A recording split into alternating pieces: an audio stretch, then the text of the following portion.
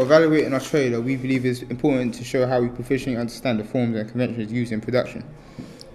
Therefore, we used a number of questions to answer how we done this.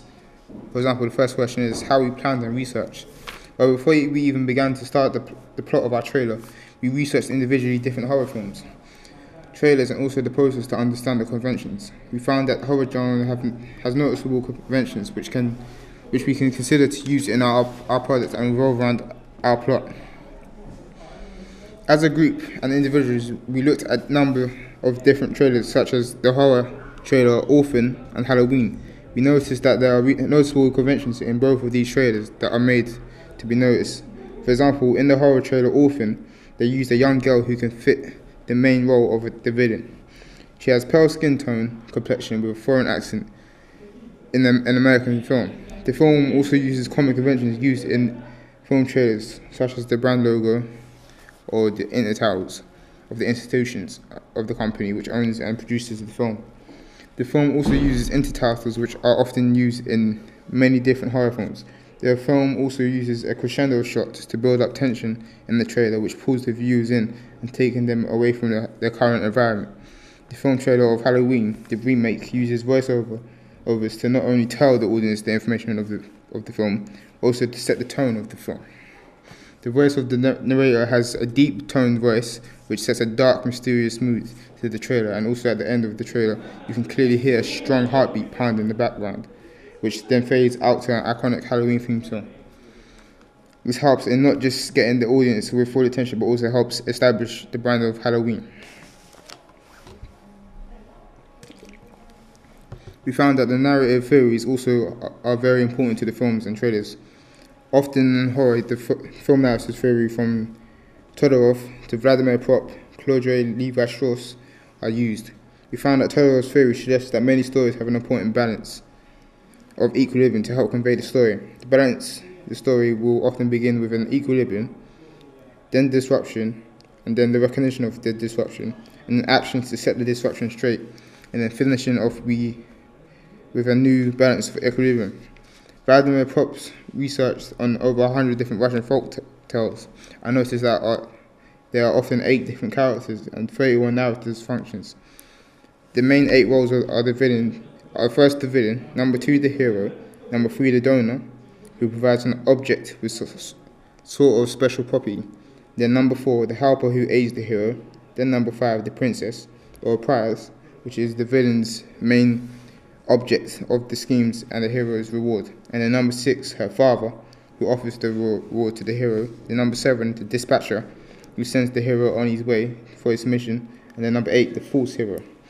Claude Levi-Strauss' theory looks mainly at the binary opposites to balance out the media text.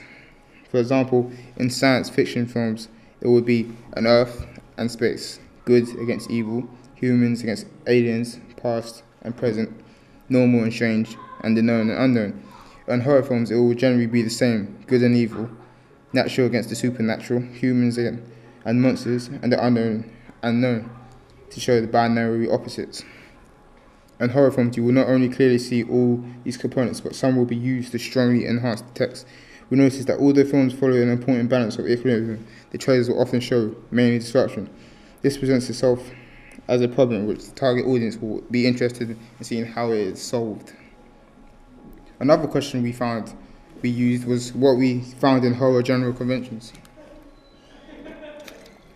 On a whole, when it comes to the horror genre text, such factors such as location, which are haunted, examples of which, such as graveyard or forest, are often used. These locations are primarily absent of people and abandoned for quite some time.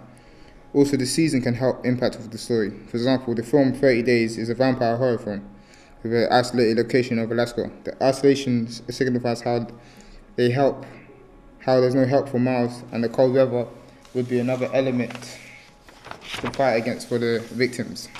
Another film which uses the location to help build the story is the film The Hills Have Eyes, which is another horror film, which is set in a remote destination in the desert of North America.